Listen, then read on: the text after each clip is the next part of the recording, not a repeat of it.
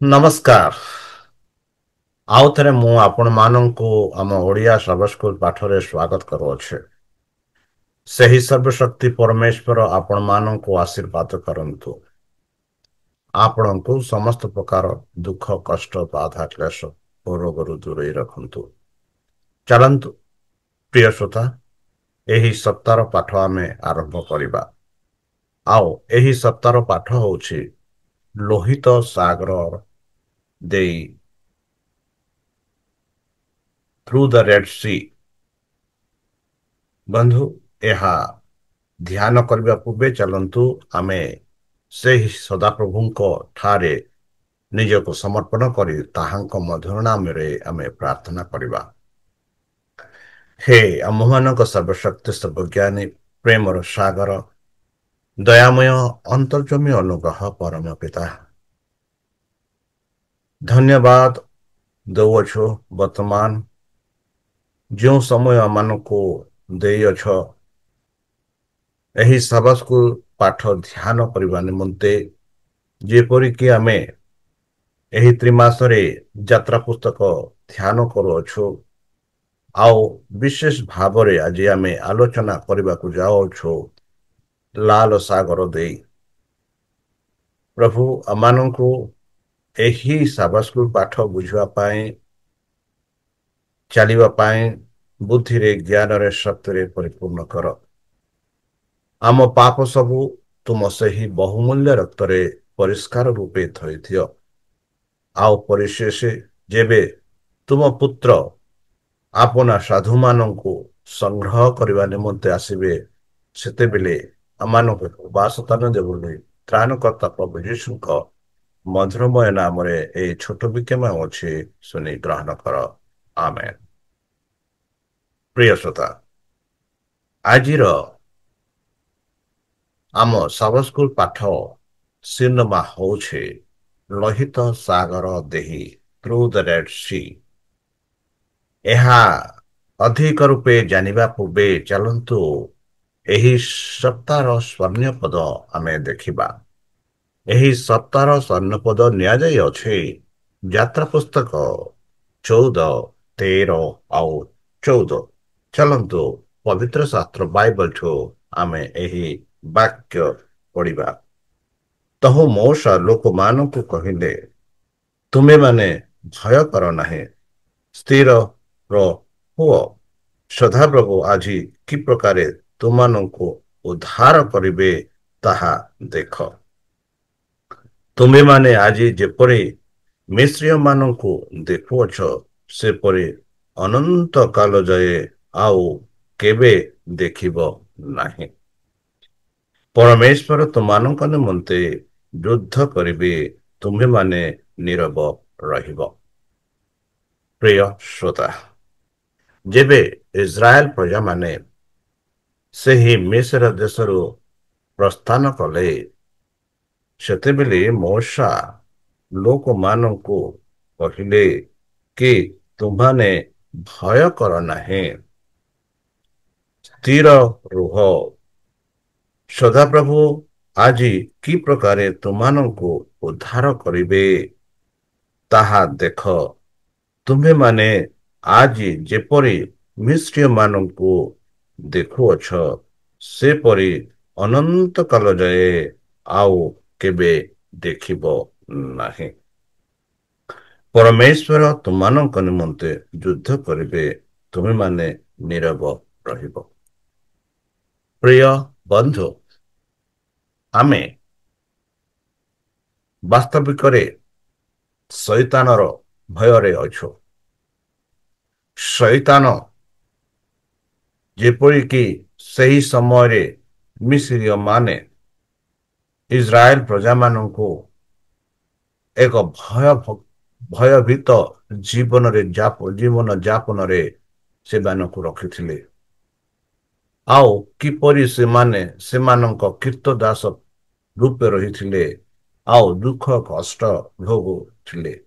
ଆଉ ସଦାପ୍ରଭୁ ବର୍ତ୍ତମାନ ମୂଷାଙ୍କ ଦ୍ୱାରା ସେହି ଇସ୍ରାଏଲ ପ୍ରଜାମାନଙ୍କୁ କହୁଅଛନ୍ତି କି ତୁମେମାନେ ଭୟ କର ନାହିଁ, ମୁଁ ତୁମ ପାଇଁ ଯୁଦ୍ଧ କରିବି। ବନ୍ଧୁ, ଏହି ଆଶ୍ୱାସନା ପରମେଶ୍ୱର ଆମମାନଙ୍କୁ ଦେଉଅଛନ୍ତି। ଆମମାନଙ୍କୁ କେବେ ହେଲେ ଭୟ କରିବାକୁ ନାହିଁ, ବରଂ ଆମେ ସ୍ଥିର ହୋଇ ଠିଆ ହେବାକୁ ପଡ଼ିବ। ଯେହେତୁ ପ୍ରଭୁ ଆମମାନଙ୍କ ପାଇଁ ଯୁଦ୍ଧ କରନ୍ତି, ଆଉ ସେଥିଯୋଗୁଁ ଆମେମାନେ ଭୟ କରିବାକୁ ଦରକାର ନାହିଁ। ବନ୍ଧୁ, ମାନବ ଦୃଷ୍ଟିକୋଣରୁ ଇସ୍ରାଏଲ ସନ୍ତାନମାନେ ଏକ ହତାଶନକ, ଏପରିକି ଅସମ୍ଭବ ପରିସ୍ଥିତିରେ ଥିଲେ, ଯେଉଁ ପରିସ୍ଥିତିରୁ ସେମାନେ ନିଜେ ଏବଂ ନିଜକୁ ସ୍ୱାଧୀନ କରିବାର ଅସମ୍ଭବ ଥିଲା, ନିଜକୁ ରକ୍ଷା କରିବାର ଅସମ୍ଭବ ଥିଲା। ଆଉ କିପରି ସେମାନେ ବାହାରିବେ ତାହା ବିଷୟରେ ସେମାନେ ପ୍ରଭୁଙ୍କ ଠାରେ ପ୍ରାର୍ଥନା କରୁଥିଲେ। ଯଦି ସେମାନଙ୍କୁ ଉଦ୍ଧାର କରାଯିବାକୁ ହୁଏ, ତେବେ ଏହା ଏକ ଦିବ୍ୟର ଶକ୍ତି ବା ଦିବ୍ୟ ଈଶ୍ୱରୀୟର କାର୍ଯ୍ୟ ଆବଶ୍ୟକ ହେବ। ଏହା ମଧ୍ୟ ବନ୍ଧୁ, ଯଦି ଆମେ ଆମ ପାପ ସହିତ ସମାନ ସଂଯୁକ୍ତ କରୁଛୁ, ସେତେବେଳେ ଆମମାନଙ୍କୁ ମଧ୍ୟ ଏହିପରି ଲାଗେ ଯେ ଆମେ କିପରି ଏହି ଯୋଉ ପାପର ପରିସ୍ଥିତିରେ ରହିଅଛୁ, ଆମେ କିପରି ଏହି ପାପର ପରିସ୍ଥିତିରୁ ନିଜକୁ ରକ୍ଷା କରିପାରିବୁ, ଆମେ କିପରି ଏହି ପାପର ପରିସ୍ଥିତିରୁ ଆମେ ଉଦ୍ଧାର ହୋଇପାରିବୁ, ଏହିପରି ଆମ ଜୀବନରେ ଲାଗୁଥାଏ। ଆମ ନିଜ ଭିତରେ ଆମେ ଏକ ନିରାଶଜନକ ପରିସ୍ଥିତିକୁ ବା ପରିସ୍ଥିତିରେ ରଖିଅଛୁ। ଆମକୁ ପ୍ରସ୍ଥାନ ଅପେକ୍ଷା ଆହୁରି ନାଟକୀୟ କିଛି ଆବଶ୍ୟକ ଏବଂ ଆମେ ଏହା ପାଇଛୁ ଖ୍ରୀଷ୍ଟଙ୍କ ଦ୍ୱାରା, ଯେ କି ଆମମାନଙ୍କ ପାଇଁ ଖ୍ରୀଷ୍ଟ କ୍ରୁଶରେ ମୃତ୍ୟୁ ବରଣ ହେଲେ। ଆଉ ତାଙ୍କ ମୃତ୍ୟୁ ଦ୍ୱାରା ଆମେ ଏହି ଯୋଉ ପାପରେ, ଯୋଉ ପାପ ପରିସ୍ଥିତିରେ ରହିଛେ, ସେହି ପାପ ପରିସ୍ଥିତିରୁ ଖ୍ରୀଷ୍ଟଙ୍କ ଦ୍ୱାରା ହିଁ ଆମମାନେ ଜୟ ହୋଇପାରିବୁ। ଆଉ ଏଥିଯୋଗୁଁ ଆମେ ପାଉଛୁ କି ଆମେ ସେହି ସଦାପ୍ରଭୁଙ୍କ ଠାରେ ସଦାପ୍ରଭୁଙ୍କୁ ଉପାସନା କରିବାକୁ ପଡ଼ିବ। ବନ୍ଧୁ, ଯେପରିକି ଯାତ୍ରା ପୁସ୍ତକ 12:1-12 ଯଦି ପଢ଼ିବା, ସେଠି ଆମେ ସେହି ଶିକ୍ଷା, ସାମାଜିକ ସ୍ଥିତି କିମ୍ବା ଲିଙ୍ଗ କାରଣରୁ କେହି ରକ୍ଷା ପାଇଲେ ନାହିଁ, ଫାରୋଙ୍କ ଠାରୁ ଦାସ ପର୍ଯ୍ୟନ୍ତ, ଏପରି ପଶୁମାନଙ୍କ ପ୍ରଥମଜାତ ପର୍ଯ୍ୟନ୍ତ ସମସ୍ତ ପରିବାରକୁ ଦଣ୍ଡ ଦିଆଯାଇଥିଲା। ମିଶ୍ରର ଗର୍ଭଧୂଳିରେ ମିଶ୍ରୀୟମାନେ ହରି ଯାଇଥିଲେ। ବନ୍ଧୁ, ଯେପରିକି ଗତ ସପ୍ତାହରେ ଆମେ ଦେଖିଲୁ ନିସ୍ତାର ପର୍ବ, ସେହି ନିସ୍ତାର ପର୍ବରେ ଆମେ ଦେଖିଲୁ ଯେ କିପରି ସେହି ଯୋଉ ଗର୍ଭୀ ଫେରୋ ନିଜକୁ କଠିନ କଲେ, ଆଉ ସେ କଠିନର ଅବସ୍ଥାକୁ ସେହି ଯୋଉ ମିଶରୀୟ ମାନେ ଅନୁଭବ କଲେ, ଏହା କାହାକୁ ଫରକ କଲା ନାହିଁ। ସେମାନଙ୍କ ପରିବାରର ପ୍ରଥମ ଜାତ ପଶୁ ଅବା ମାନବ ଓ ସେମାନେ ମୃତ୍ୟୁବରଣ କରି ହୋଇଥିଲେ। ଏଥିଯୋଗୁଁ ସଦାପ୍ରଭୁ କହନ୍ତି କି ତାଙ୍କର ଉପାସନା କରନ୍ତୁ। ଇଂରାଜୀରେ କହନ୍ତି, କୁହେ କି ତାଙ୍କର ସେବା କରନ୍ତୁ। ଆଉ ଯେବେ ଏହିପରି ପରିସ୍ଥିତି ଆସିଲା, ଆମେ ଦେଖୁଛୁ ସେହି ଇସ୍ରାଏଲ ମାନଙ୍କୁ ଏମିତି କହିଲେ ସେହି ଫାରୋ କି ମୋ ପାଇଁ ମଧ୍ୟ ସଦାପ୍ରଭୁଙ୍କ ଠାରେ ପ୍ରାର୍ଥନା କର, ଆଉ ମୋତେ ବି ଆଶୀର୍ବାଦ ପାଇଁ ତାଙ୍କ ଠାରେ ତୁମେ ପ୍ରାର୍ଥନା କର ବୋଲି ସେ କହିଥିଲେ। ବନ୍ଧୁ, ନିଶ୍ଚିତ ଶେଷରେ ତାଙ୍କର ସମ୍ମିତ ହୋଇଥିଲେ, କିନ୍ତୁ ଏହା ଯେହୋବାଙ୍କ ଇଚ୍ଛା ବର୍ଷବର୍ତ୍ତୀ ହୋଇଥିଲା ନ ହୋଇଥିଲା। ଏହା ବରଂ ପରାଜୟ ହୋଇଥିଲେ ବନ୍ଧୁ। ସେ ଅନୁତାପ କରିନଥିଲେ ଯେପରି ତାଙ୍କର ପରବର୍ତ୍ତୀ କାର୍ଯ୍ୟଗୁଡ଼ିକ ପ୍ରକାଶ କରିବା ସେ କେବଳ ତାଙ୍କର ରାଜ୍ୟକୁ ନଷ୍ଟ କରୁଥିବା ଧ୍ୱଂସରୁ ବନ୍ଦ କରିବାକୁ ଚାହୁଁଥିଲେ। ଏଥିଯୋଗୁଁ ସେ ଏହିପରି କରୁଥିଲେ। ବନ୍ଧୁ, ଆମେ ଦେଖୁଛୁ କିପରି ଫାରୋ ଅପମାନିତ ହୋଇଥିଲେ ଆଉ ସବୁଠାରୁ ଖରାପ ମହାମାରୀ ଯାହା ଆସିଥିବା ଦୁଃଖ ପରିସ୍ଥିତି ଦୃଷ୍ଟିରେ ରଖି ଇସ୍ରାଏଲ ପ୍ରଜାମାନଙ୍କୁ ମିଶର ଦେଶର ଛାଡ଼ିବାକୁ ଅନୁମତି ଦିଅନ୍ତି। ବନ୍ଧୁ, ପୂର୍ବେ ସମୟରେ ସେ ଯାହା ଦେବତାକୁ ମନା କରିଥିଲେ ଏବଂ ତାଙ୍କ କାର୍ଯ୍ୟ ତାଙ୍କ ଜାତି ଉପରେ ଆଣିଥିବା ଦୁଃଖକୁ ଗୁରୁତ୍ୱ ଦେଇ ସେ ଏବେ ତାହାକୁ ଅନୁମତି ଦିଅନ୍ତି। ମିଶ୍ରୀୟ ଲୋକମାନଙ୍କୁ ବୁଝାମଣା ଯୋଗ୍ୟ ଭାବରେ ଏବ୍ରିୟମାନଙ୍କୁ ଯିବା ପାଇଁ ମଧ୍ୟ ଅଗ୍ରାହୀ ଯେପରି ସେମାନେ କହିଥିଲେ, ଦୟାକରି ଚାଲିଯାଅ, ନଚେତ୍ ଆମମାନେ ସମସ୍ତେ ମରିଯିବୁ। ଏହିପରି ସେମାନେ କହିଥିଲେ, ଆମେ ନଚେତ୍ ମରିଯିବୁ, ଏହିପରି ସେମାନେ କହିଥିଲେ। ବନ୍ଧୁ, ଯଦି ଆମେ ଦେଖିବା ଯେବେ ମହାମାରୀ ମିଶରୀୟ ମାନେ ଯୁହୁଦୀ ମାନଙ୍କୁ ଏହି ମୂଲ୍ୟବାନ ଜିନିଷ ଗୁଡ଼ିକ ଦେଇଥିଲେ, ଯାହା ସଦାପ୍ରଭୁ ପରମେଶ୍ୱର ଆପଣା ଦାସଙ୍କ ଦ୍ୱାରା କହିଲେ କି ପ୍ରତ୍ୟେକ ଘରକୁ ଯାଅ ଆଉ ସେମାନଙ୍କୁ ମାଗ, ଆଉ ଯାହା ଯାହା ତୁମାନେ ମାଗିବ ସେମାନେ ଦେବେ। ଆଉ ଇସ୍ରାଏଲ ପ୍ରଜାମାନେ ସେମାନଙ୍କ ଘରକୁ ଯାଇ ସେମାନଙ୍କୁ ଜିନିଷ ପତ୍ର ମାଗିଲେ ଆଉ ସେମାନେ ସେମାନଙ୍କୁ ଦେଲେ। କିନ୍ତୁ ଜିନିଷ ଗୁଡାକ ଏପରି ମଜୁରୀ କେବଳ ଲୋକମାନେ ଦେଶରୁ ବାହାର କରିଦେବା ପାଇଁ, କିନ୍ତୁ ଜିନିଷ ଗୁଡ଼ିକ ଏପରି ମଜୁରୀ ବି ଥିଲା ଯାହା ଇସ୍ରାଏଲ ଆଉ ମିଶ୍ରୀୟ ମାନେ ଶତାବ୍ଦୀ ବାସ ଶ୍ରମ ପାଇଁ ବହୁ ଦିନ ଧରି ପାଇବାକୁ ବଞ୍ଚିତ ଥିଲେ। ମାନେ ଏହାର ଅର୍ଥ ହଉଛି କି ଯେ କିପରି ଇସ୍ରାଏଲ ପ୍ରଜାମାନେ ସେହି ମିଶ୍ର ଦେଶରେ ଏମିତି ସେବା କଲେ ଯେଉଁମାନଙ୍କର ବେତନ ଦେବାର ଥିଲା ସେମାନେ ପାଇଲେ ନାହିଁ, ଆଉ ଯେପରି ସେମାନେ ପାଇବେ ଯାହା ଯାହା କଷ୍ଟ କରିଛନ୍ତି ପରମେଶ୍ୱର ଏଇ ମିଶ୍ରୀୟ ମାନଙ୍କ ହୃଦୟରେ ଏହିପରି ପରିସ୍ଥିତି ସୃଷ୍ଟି କଲା, ଯେବେ ଇସ୍ରାଏଲ ପ୍ରଜାମାନେ ମିଶ୍ର ମାନଙ୍କୁ ଯାଇ ବା ମିଶ୍ରୀୟ ମାନଙ୍କୁ ଯାଇ ମାଗିଲେ ସେମାନେ ସେମାନଙ୍କୁ ଯାହା ମାଗିଲେ ତାହା ସେମାନେ ଦେଲେ। ନିଶ୍ଚିତ ଭାବରେ ମିଶ୍ରୀୟ ମାନଙ୍କ ପାଇଁ ଏବ୍ରିୟ ମାନଙ୍କୁ ସେମାନଙ୍କ ଦେଶରୁ ବାହାର କରିବାର ମୂଲ୍ୟ ଯଥେଷ୍ଟ ସ୍ୱାସ୍ଥ୍ୟ ଥିଲା।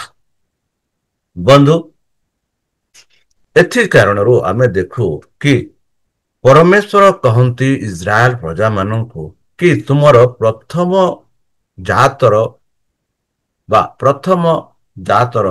ପବିତ୍ର କର। କାହିଁକି ପରମେଶ୍ୱର ଏହିପରି କହିଲେ ବନ୍ଧୁ? କାହିଁକି କହିଲେ?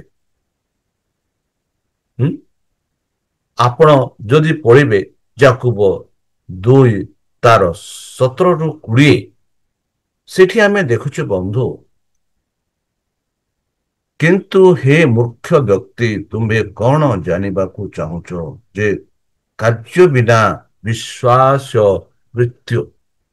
ଏହିପରି ଯାକୁବରେ ଆମେ ପାଉଛୁ। ଇସ୍ରାଏଲ ପ୍ରଜାମାନେ ଖ୍ରୀଷ୍ଟଙ୍କ ଠାରେ ବିଶ୍ୱାସ କଲେ।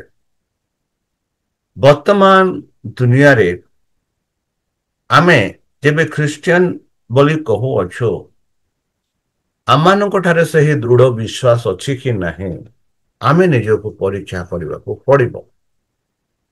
ସେମାନଙ୍କୁ କେବଳ ବିଶ୍ୱାସ କରିବାକୁ ନୁହେଁ, ବରଂ ସେହି ବିଶ୍ୱାସ ଗୁଡ଼ିକ ଉପରେ କାର୍ଯ୍ୟ କରିବାକୁ ଆବଶ୍ୟକ ଥିଲା ବନ୍ଧୁ।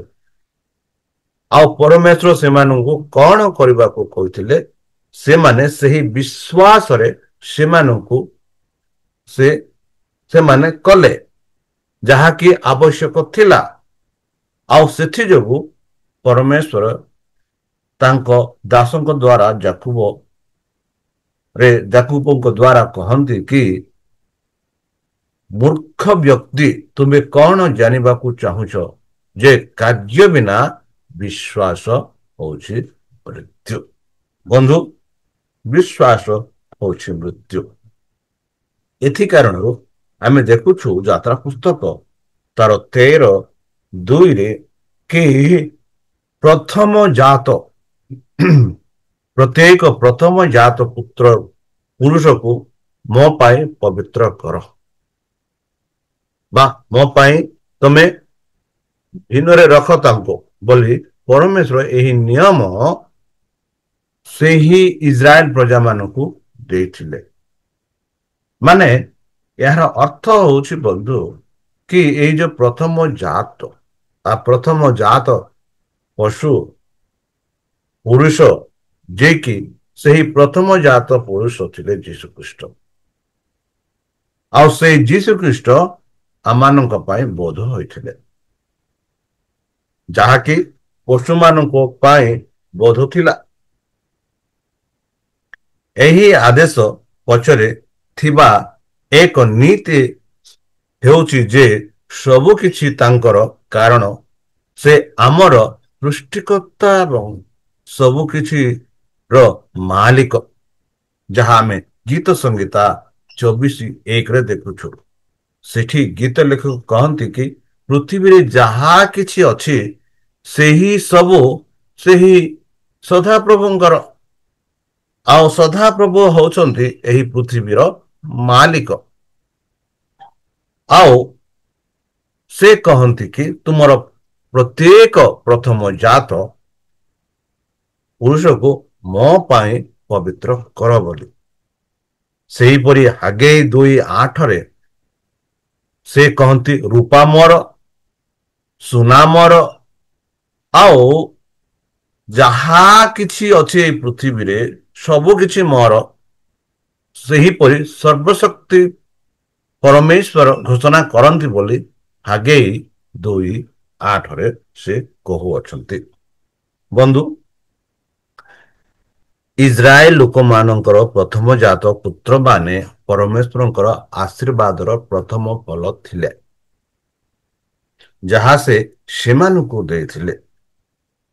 ସେମାନେ ତାଙ୍କ ପ୍ରତି ସେମାନଙ୍କର ସମ୍ପୂର୍ଣ୍ଣ ସମ୍ପତ୍ତି ଦେବାର ଏବଂ ସେମାନଙ୍କର ବୁଝିବାର ଏକ ଚିହ୍ନ ମଧ୍ୟ ଥିଲେ ଯେ ସେମାନଙ୍କର ସମସ୍ତ ସମ୍ପତ୍ତି କେବଳ ତାଙ୍କଠାରୁ ଆସେ ନାହିଁ। ବନ୍ଧୁ, ଏହା ସହିତ ଆମେ ଏଠାରେ ମୁକ୍ତି ପରିତ୍ରାଣର ଧାରଣା ଦେଖୁ ବନ୍ଧୁ, ଯାହାକି ପ୍ରଥମ ଜାତ ପ୍ରଥମେ ମୃତ୍ୟୁର ରକ୍ଷା ପାଇଥିଲେ, କାରଣ ସେମାନେ ରକ୍ତ ଦ୍ୱାରା ଆଚ୍ଛାଦିତ ହୋଇଥିଲେ। ସେମାନେ ମୃତ୍ୟୁର ମୁକ୍ତ ହୋଇଥିଲେ, ଯେପରିକି ଲୁକ 1:14ରେ କୁହେ, ଯୀଶୁଙ୍କ ରକ୍ତ ତଳେ ଥିବା ସମସ୍ତେ। ସେହିପରି ପାଉଲ ଯୀଶୁଙ୍କ ବିଷୟରେ ଲେଖିଛନ୍ତି, ତାଙ୍କଠାରେ ଆମେ ତାହାଙ୍କ ରକ୍ତ ଦ୍ୱାରା ମୁକ୍ତି ପାଇଅଛୁ, ପାପରୁ କ୍ଷମା ପାଇଅଛୁ। ବନ୍ଧୁ, ଏହା ହେଉଛି ସେହି ପରମେଶ୍ୱରଙ୍କର ପ୍ରେମ। ଆଉ ପରମେଶ୍ୱର ଏଥିଯୋଗୁଁ ଆମର ପ୍ରଥମ ଜାତ ପୁତ୍ରକୁ ତାଙ୍କୁ ପବିତ୍ର କରିବାକୁ ପଡ଼ିବ ବୋଲି କହନ୍ତି। ଆମେ ମଧ୍ୟ ଦେଖୁଛୁ ବନ୍ଧୁ ଯେ ମିଶ୍ରୀୟ ଦାସତ୍ୱର ସେମାନଙ୍କୁ ମୁକ୍ତିର ଏକ ଉତ୍ସବ ସେମାନେ ପଶୁମାନଙ୍କ ବଳିଦାନ ଦେବାକୁ କରିଥିଲେ, କିନ୍ତୁ ସେମାନେ ପୁତ୍ରମାନଙ୍କୁ ମୁକ୍ତ କରିବା କଥା, ଯାହାକି ଆମେ ଦେଖୁଅଛୁ ଯାତ୍ରା ପୁସ୍ତକ ତାର 13, 12, 13 ଆଉ 14ରେ। ସେହିପରି ଆମେ ବି ଦେଖୁଛୁ ବନ୍ଧୁ କି ଯୀଶୁ ପ୍ରଭୁ ଆମର ପାପ ମଧ୍ୟ ସେ କ୍ଷମା କରନ୍ତି। ଆମର ପାପ ମଧ୍ୟ ସେ କ୍ଷମା କରନ୍ତି। ଆଉ ସେହି ପାପ ଯାହା ଆମେ ବହିଅଛୁ। କଲସ୍ୟ 1:14 କହେ କି ତାଙ୍କ ରକ୍ତ ଦ୍ୱାରା, ଯୀଶୁଙ୍କ ରକ୍ତ ଦ୍ୱାରା ଆମେ ଉଦ୍ଧାର ପାଇଅଛୁ ଆଉ ପାପ କ୍ଷମା ହୋଇଅଛୁ। ଏହିପରି ସଦାପ୍ରଭୁ ପରମେଶ୍ୱର କହିଲେ। ଆଉ ଯେବେ ଏହି ଇସ୍ରାଏଲ ପ୍ରଜାମାନେ ଲୋହିତ ସାଗର ପାର ହେବେ, ସେତେବେଳେ ଏମାନେ କଣ କରିବାକୁ ପଡ଼ିବ? ଆମେ ଦେଖୁଅଛୁ ଏଠି କି ମୋଶାଙ୍କ ପରମେଶ୍ୱରଙ୍କ ନିର୍ଦ୍ଦେଶ ଅନୁସରଣ କରି ଇସ୍ରାଏଲୀୟ ଏକ ସଂଗଠିତ ସୈନ୍ୟବାହିନୀ ଭାବରେ ମିଶର ଛାଡ଼ିଲେ। ହିବ୍ରୁ ଶବ୍ଦରେ ଲେଖା ହେଉଛି ତସ୍ବା ଏବଂ ମକ୍ସନେସ୍ ସେହି ବର୍ଣ୍ଣନାକୁ ସାକ୍ଷ୍ୟ ଦିଏ, ଯଥା ସୈନ୍ୟବାହିନୀ, ବିଭାଜନ ବା ଛାଉଣୀ ଏବଂ ସୈନ୍ୟବାହିନୀ। ଯଦି ଆମେ ଯାତ୍ରା ପୁସ୍ତକ ତାର 6:26, ଯାତ୍ରା ପୁସ୍ତକ 7:4, ଯାତ୍ରା ପୁସ୍ତକ 12, 17, 41, 51 ଆଉ ଯାତ୍ରା 19:14, 19-20 ଆଉ ଯାତ୍ରା 13:18 ପଢିବା, ସେଠି ଆମେ ଦେଖୁଅଛୁ ଏହିପରି ଆମେ ପାଉଅଛୁ। ବନ୍ଧୁ, ସେଠି ଦେଖୁଅଛୁ କି ସେମାନେ କିପରି ଯାତ୍ରା ଆରମ୍ଭ କଲେ। ସେମାନଙ୍କୁ ଏକକର ବିଭକ୍ତ କରାଯାଇଥିଲା ଏବଂ ଏକ ସୈନ୍ୟବାହିନୀ ପରି ଚାଲିଥିଲେ ବୋଲି ଆମେ ଦେଖୁଅଛୁ। ଯଦି ଗଣନା ପୁସ୍ତକ ତାର 24:2 ଦେଖିବା, ସେଠି ଆମେ ଦେଖୁଛୁ ସେମାନେ ଏକତାରେ, ମାନେ ସୈନ୍ୟବାହିନୀ ଯେମିତିକି ଗ୍ରୁପ ଗ୍ରୁପ ଯାହା ଆମେ କହୁଛୁ, ସେହି ହିସାବରେ ସେମାନେ ଚାଲିଥିଲେ, ବିଭାଜନ ହିସାବରେ ସେମାନେ ଚାଲିଥିଲେ। ବନ୍ଧୁ, ଏହି ସମୟରେ ମଧ୍ୟ ଯେବେ ସେମାନେ ମିଶ୍ର ଦେଶରୁ ପ୍ରସ୍ଥାନ କଲେ, ଆମେ ଦେଖୁଅଛୁ କି ମୋଶା ଯୋସେଫଙ୍କର ଅସ୍ଥି ଗୁଡ଼ିକୁ ତାଙ୍କ ସହିତ ନେଇଗଲେ। ବନ୍ଧୁ, ମୋଶା ଯୋସେଫଙ୍କର ଅସ୍ଥି ଗୁଡ଼ିକୁ ତାଙ୍କ ସହିତ ନେଇଗଲେ। ଇଂରାଜୀରେ କହୁଛେ, ଲେଖାଯାଇଛି କି Moses carried the bones of Joseph, ମାନେ ଯୋସେଫ ସେହି ମିଶ୍ର ଦେଶର ଥିଲେ ଆଉ ସେହି ମିଶ୍ର ଦେଶର ଯାହା ଅନୁଭବ କରିବାର ଥିଲା ସେ ଅନୁଭବ କଲେ। ସେହି ରାଜ ସିଂହାସନରେ ଥାଇ ଯାହା ଅନୁଭବ କଲେ ସେ କରୁଥିଲେ, ମାତ୍ର ସେ ଭୁଲିଗଲେ ନାହିଁ କି ଦିନେ ସେ ସ୍ୱର୍ଗ ରାଜ୍ୟକୁ ଯିବେ, ସେଇ କିନାନ ଦେଶକୁ ଯିବେ, ତାଙ୍କୁ ନିଆଯିବ ବୋଲି ସେହି କଥା ସେ ଭୁଲିଲେ ନାହିଁ। ସେହି ପରମ ପିତାଙ୍କ କଥା ସେ ଭୁଲିଲେ ନାହିଁ, ଯାହା ଆମେ ଆଦି ତାର 50:24-25 ଦେଖୁଛୁ।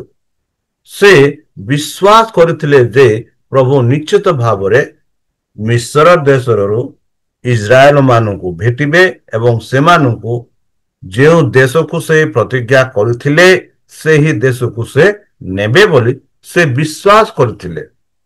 ଆଉ ଏଥି କାରଣରୁ ସେ କହିଥିଲେ, ଯେବେ ପରମେଶ୍ୱର ତୁମକୁ ସାକ୍ଷାତ ହେବେ ଆଉ ତୁମାନଙ୍କୁ ଏହି ଦେଶରୁ ଆପଣା ସେହି ପ୍ରତିଜ୍ଞା ଦେଶକୁ ନେବେ, ସେତେବେଳେ ମୋର ଅସ୍ଥି ଗୁଡ଼ିକ ତୁମ ସହ ନେଇ ସେଇଠି କବର ଦେବେ। ଆମେ ଦେଖୁଛୁ କି ମୋଶା ଏହି କାର୍ଯ୍ୟ କରିଥିଲେ। ବନ୍ଧୁ, ଆଉ ତାପରେ ଆମେ ଦେଖୁଛୁ ଯେବେ ସେମାନେ କେନାନ ଦେଶରେ ପହଞ୍ଚିଲେ, ସେ ଯୋସେଫଙ୍କର ଅସ୍ଥିକୁ ସେଇ ଦେଶରେ ବା ଯାହା କରିବାର ଥିଲା ସେମାନେ କଲେ। ବନ୍ଧୁ, ଆଉ ଗୋଟିଏ କଥା, ପରମେଶ୍ୱର ସେମାନଙ୍କ ସହ ଥିଲେ। କିପରି ଥିଲେ? ଦିନ ବେଳେ ସେ ଥିଲେ ମେଘ ସ୍ତମ୍ଭ ଓ ରାତି ସମୟରେ ସେମାନେ ଥିଲେ ଏକ ଅଗ୍ନିସ୍ତମ୍ଭ।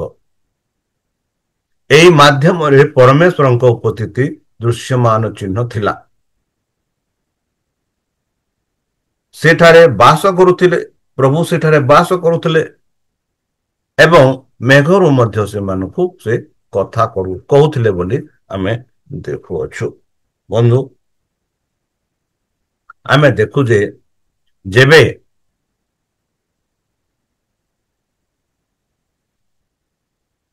ଯେବେ ଏହିପରି ଘଟିଲା, ଆମେ ଦେଖୁଛୁ ଏଇମାନଙ୍କ ଠାରେ କେତେ ଲୋକ ଅବିଶ୍ୱାସୀ ଥିଲେ। ଆଉ ସେମାନେ ଯେବେ ସେଇ କଷ୍ଟର ସମ୍ମୁଖୀନ କଲେ, ସେତେବେଳେ ସେମାନେ କହିଲେ ମୂଷାଙ୍କ ସହିତ, ତମେ କାହିଁକି ଆମମାନଙ୍କୁ ଏଠାକୁ ଆଣିଲ? ସେମାନେ କହିଲେ, ମିଶ୍ରରେ କବର ନଥିଲା ଥିବାରୁ ତୁମେ କଣ ଆମକୁ ପ୍ରାନ୍ତରରେ ମରିବାକୁ ନେଇ ଆସିଲ? ତୁମେ ଆମ ସହିତ ଏପରି ବ୍ୟବହାର କରି କାହିଁକି ଆମକୁ ମିଶ୍ରରୁ ବାହାରୁ କରି ଆଣିଲ? ବନ୍ଧୁ, ଯେତେବେଳେ ଲୋକମାନେ ଫରୋଙ୍କ ସୈନ୍ୟ ବାହିନୀକୁ ଆସୁଥିବାର ଦେଖିଲେ, ସେମାନେ ଏପରି କଥା କହିଲେ ଏବଂ ଏପରି ଭାବନା ପ୍ରକାଶ କଲେ ଯାହା ସେମାନଙ୍କ ଦ୍ୱାରା ବାରମ୍ବାର ପ୍ରତିନିଧିତ୍ୱ ହେବ। ବନ୍ଧୁ, ଆଜି ମଧ୍ୟ ଆମମାନଙ୍କ ମଧ୍ୟରେ ଏହିପରି ଅବିଶ୍ୱାସୀ ଲୋକମାନେ ଅଛନ୍ତି, ଆଉ ସେହି ଅବିଶ୍ୱାସୀ ମାନେ ମଧ୍ୟ ଏହିପରି କଥା କୁହନ୍ତି। ବନ୍ଧୁ, ଆମକୁ ବିଶ୍ୱାସ ଦ୍ୱାରା ଆଗକୁ ବଢିବାକୁ ପଡିବ। ଯେବେ ଇସ୍ରାଏଲ ମାନେ ସେହି ବିଶ୍ୱାସକୁ ଧରି ରହିଲେ, ଆଉ ସେମାନଙ୍କୁ ସେହି ବିଶ୍ୱାସ ଧରି ରହିବାକୁ କହିଲେ, ଆଉ ଯେବେ ସେମାନେ ଗୋଟିଏ ପଟେ ସେହି ଫାରୋଙ୍କ ସୈନ୍ୟ ବାହିନୀ, ଆର ପଟେ ସେହି ମରୁଭୂମି, ଆର ପଟେ ସେହି ପାହାଡ଼, ଆଉ ଅନ୍ୟପଟେ ସେହି ଲାଲ ସାଗର, ସେମାନେ ଏମିତି ପରିସ୍ଥିତିରେ ଥିଲେ। ଆଉ ଯେପରି ଆମେ ଦେଖିଲୁ, ସେମାନେ ମୂଷାକୁ କହିଲେ କି ଆମମାନଙ୍କୁ ସେହି ମିଶ୍ରରେ କବର ନଥିଲା କି ଏଇ ପ୍ରାନ୍ତରେ ଆମମାନଙ୍କୁ ଆଣି ମରିବାକୁ ଆଣିଅଛ ବୋଲି ସେମାନେ କହିଲେ।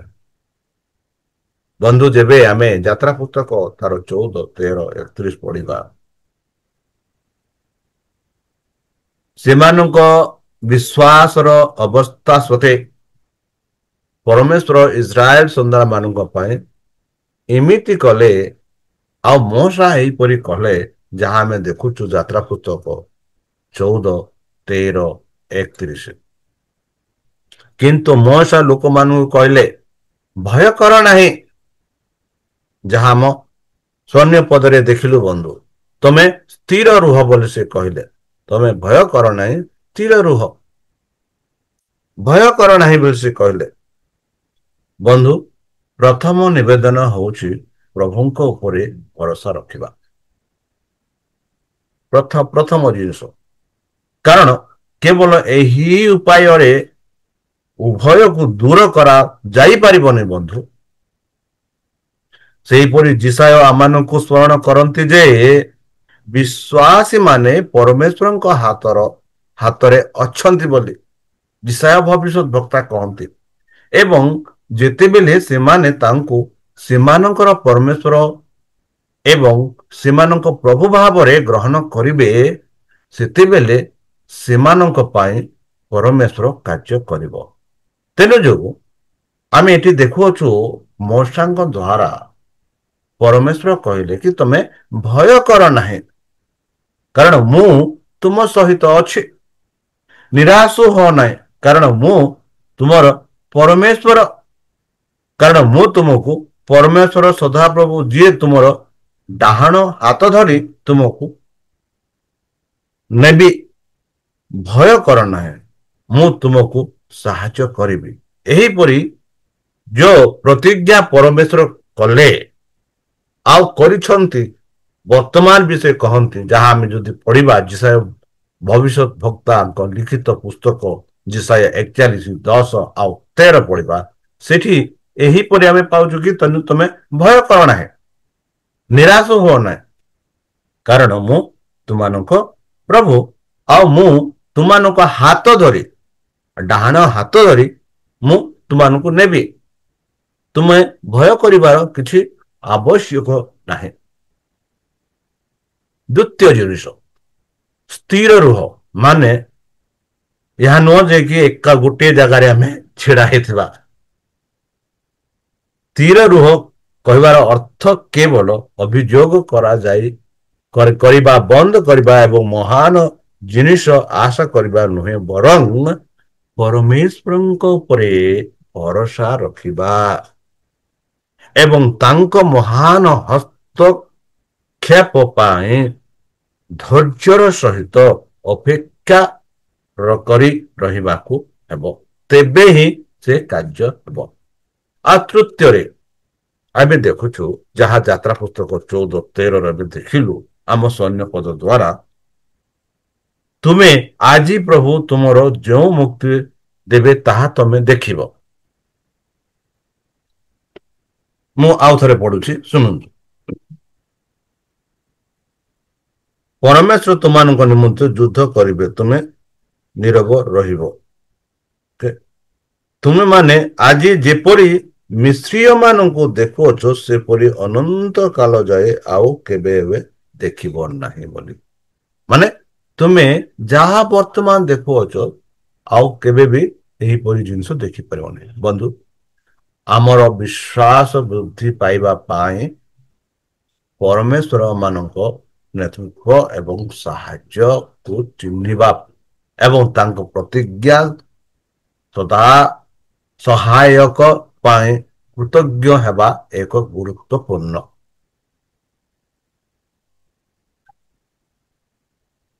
ଯାହା ଆମେ ଦେଖୁଅଛୁ ବନ୍ଧୁ, ଅର୍ଥ ହେଉଛି ଆଖି ଖୋଲିବା, କାରଣ ଅବିଶ୍ୱାସ ହେଉଛି ଅନ୍ଧ। ଏଠି ଆମେ ଦେଖୁଛୁ କି ତୁମେ ସେହି ମୁକ୍ତିକୁ ଦେଖିବ କି କିପରି ପରମେଶ୍ୱର ସେ କାର୍ଯ୍ୟ କରନ୍ତି, ତୁମମାନଙ୍କୁ ଉଦ୍ଧାର କରନ୍ତି, ତାହା ତମେ ଦେଖିବ।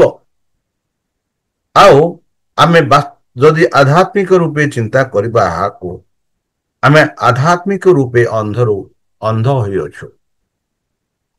ଆଉ ଯେବେ ଆମେ ପରମେଶ୍ୱରଙ୍କ ଠାରେ ବିଶ୍ୱାସ କରୁଛେ, ଯେବେ ଆମେ ପରମେଶ୍ୱରଙ୍କ ଠାରେ ସ୍ଥିର ରହୁଛେ, ଯେବେ ଆମେ ଏହି ସବୁକୁ ଭୟ କରୁନାହୁଁ, ଏହାର ମାନେ କି ପରମେଶ୍ୱର ମାନଙ୍କୁ ବିଜୟ, ସୁରକ୍ଷା ଏବଂ ପରିତ୍ରାଣ ପ୍ରଦାନ କରିବେ। ଆଉ ପରମେଶ୍ୱର ସଦାସର୍ବଦା ଆମ ସହିତ ରହିବେ, ଆମ ଯତ୍ନ ନେବେ ଏବଂ ସେ ଆମମାନଙ୍କୁ ଆଶୀର୍ବାଦ କରିବେ। 4, ପ୍ରଭୁ ତୁମ ପାଇଁ ଯୁଦ୍ଧ କରିବେ। ବନ୍ଧୁ, ସଦାବେଳେ ମନେ ରଖିବାକୁ ପଡ଼ିବ ଯେ ଯେବେ ଆମେ ପରମେଶ୍ୱରଙ୍କ ଠାରେ ବିଶ୍ୱାସ କରୁଛେ, ଯେବେ ଆମମାନେ ପରମେଶ୍ୱରଙ୍କ ଆମ ରକ୍ଷକ, ଉଦ୍ଧାରକର୍ତ୍ତା, ତ୍ରାଣକର୍ତ୍ତା, ଜୀବନଦାତା ବୋଲି ବିଶ୍ୱାସ କରୁଛେ, ତେବେ ଆମମାନେ ମଧ୍ୟ ଜାଣିବାକୁ ହେବ ଯେ କି ପରମେଶ୍ୱର ଆମମାନଙ୍କୁ ତରଫରୁ ସେ ଯୁଦ୍ଧ କରିବେ। ଯେହେତୁ ପରମେଶ୍ୱର ଆମମାନଙ୍କର ଯତ୍ନ ନିଅନ୍ତି, ଆମମାନଙ୍କୁ ଆଶୀର୍ବାଦ କରନ୍ତି, ଯେପରିକି ଇସ୍ରାଏଲ ପ୍ରଜାମାନଙ୍କୁ ସେମାନଙ୍କୁ ସୁରକ୍ଷା ଭାବରେ ନେଇଥିଲେ, ଯେମିତିକି ଦିନ ବେଳେ ମେଘର ସ୍ତମ୍ଭ, ରାତି ବେଳେ ଅଗ୍ନିର ସ୍ତମ୍ଭ ହୋଇ ସେମାନଙ୍କ ସହ ଥିଲେ, ସେହିପରି ସଦାପ୍ରଭୁ ବର୍ତ୍ତମାନ ବି ଆମମାନଙ୍କ ସହ ଅଛନ୍ତି।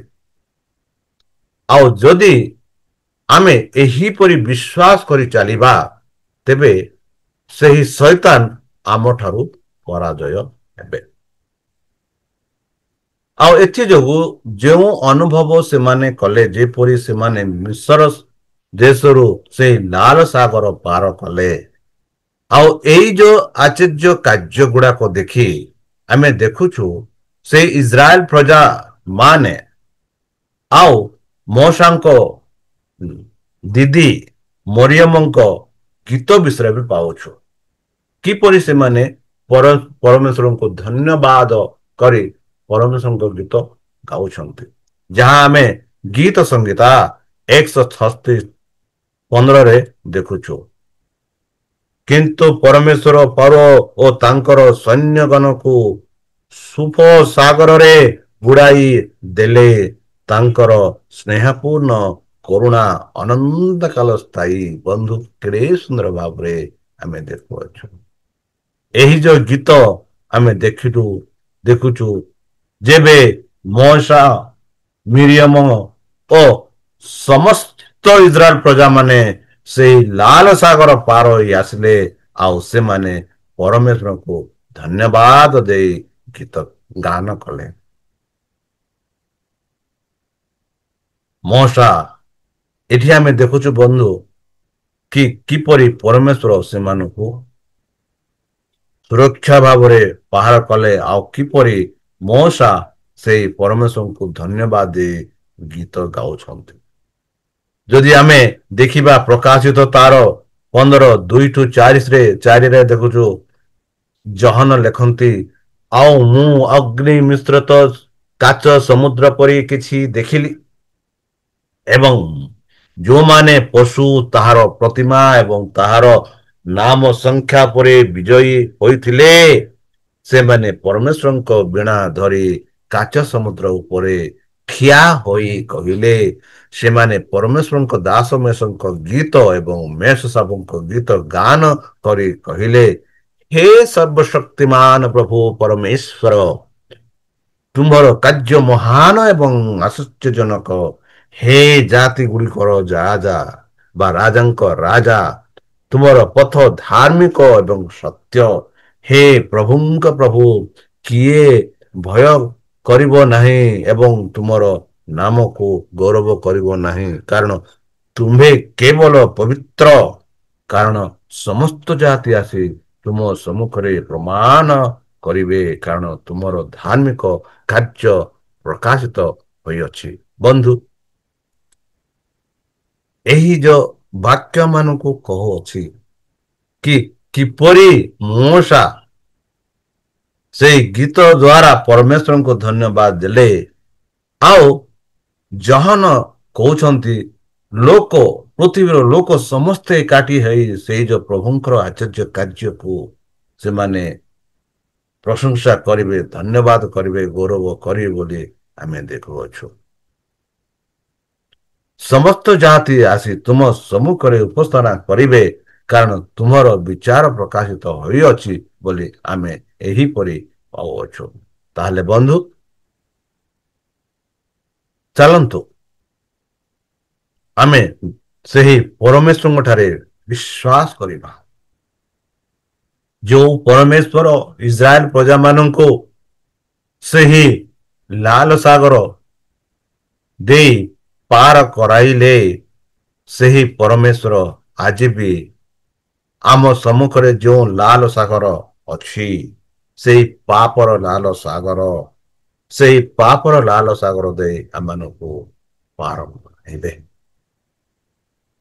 ସେହି ଲାଲର ପାପର ସାଗର ଆମ ଚାରିପଟେ ଘେରି ରହିଅଛି ଆଉ ଯୀଶୁଙ୍କ ଦ୍ୱାରା ହିଁ ଏହା ସମ୍ଭବ ହେବ। ଆଉ ସେହି ସଦାପ୍ରଭୁ ପରମେଶ୍ୱର କହନ୍ତି ଆଉ ଯୀଶୁ କହିଲେ ମାଥ୍ୟୁ 28 ତାର 17, 18, 19 କହିଲେ ମୁଁ ତୁମ ସହ ସଦା ସର୍ବଦା ରହିବି। ହଁ ବନ୍ଧୁ ଏହି ସାବାସ୍କୁଲ ପାଠ ମାଧ୍ୟମ ଦ୍ୱାରା ଆମେ ଶିଖୁଛୁ ଯେ କି ଆମେ ଆମ ଜୀବନର ପାପର ଲାଲ ସାଗର ଦେଇ ପାର ହୋଇପାରିବା ଯେହେତୁ ଯୀଶୁ ମାନଙ୍କ ସହିତ ଅଛନ୍ତି ରହିବେ। ସେହି ସମୟରେ ସଦାପ୍ରଭୁ ପରମେଶ୍ୱର ମୋଶଙ୍କ ଦ୍ୱାରା ଇସ୍ରାଏଲ ପ୍ରଜାମାନଙ୍କୁ କହିଲେ କି ମୁଁ ତୁମମାନଙ୍କ ସହ ରହିବି ଆଉ ସେ ରହିଲେ ଆଉ ସେ ପାର କରାଇଲେ ଆଉ ସେ କହିଲେ ମୁଁ ତୁମମାନଙ୍କ ପାଇଁ ଯୁଦ୍ଧ କରିବି ଆଉ ସେ କରିଲେ। ସେ ମଧ୍ୟ ବର୍ତ୍ତମାନ ଯଦି ଆମେ ତାଙ୍କଠାରେ ବିଶ୍ୱାସ ଭରସା ରଖିବା ସେ କହନ୍ତି ତୁମେ ଭୟ କର ନାହିଁ ସ୍ଥିରରେ ରୁହ ଆଉ ଦେଖ ଆଉ ବଢ। ବନ୍ଧୁ ଚାଲନ୍ତୁ ସେହି ସଦା ପ୍ରଭୁଙ୍କ ଠାରେ ଆମେ ବିଶ୍ୱାସ କରିବା, ତାଙ୍କଠାରେ ବିଶ୍ୱାସ କରି ଚାଲିବା, ଯେପରିକି ଆମେ ଆମର ପାପର ଲାଲ ସାଗର ଦେଇ ପାର ହୋଇପାରିବା ଆଉ ସେହି କେନାନ ଦେଶରେ ଯାହା ପରମେଶ୍ୱର ମାନଙ୍କ ପାଇଁ ପ୍ରସ୍ତୁତ କରୁଛନ୍ତି ସେହି ଦେଶରେ ଆମେ ପ୍ରବେଶ ହୋଇପାରିବା। ତାହେଲେ ଚାଲନ୍ତୁ ଆମେ ସେହି ପରମେଶ୍ୱରଙ୍କ ଠାରେ ଧନ୍ୟବାଦ ଦେଇ ଆମେ ପ୍ରାର୍ଥନା କରିବା। ଧନ୍ୟବାଦ ଅର୍ପଣ କରୁଛୁ ପ୍ରଭୁ, ବର୍ତ୍ତମାନ ଯେଉଁ ସମୟ ଏହି ସମସ୍ତ ପାଠ ପଢିବା ପାଇଁ ସମୟ ଦେଇଥିଲ, ଯାହା ଦ୍ୱାରା ଆମେ ଜାଣିପାରିଲୁ କି ତୁମ୍ଭେ ଆମଠାରେ ଆମ ସହ ଅଛ ଆଉ ଆମମାନଙ୍କୁ ଭୟ କରିବାର ଆବଶ୍ୟକ ନାହିଁ।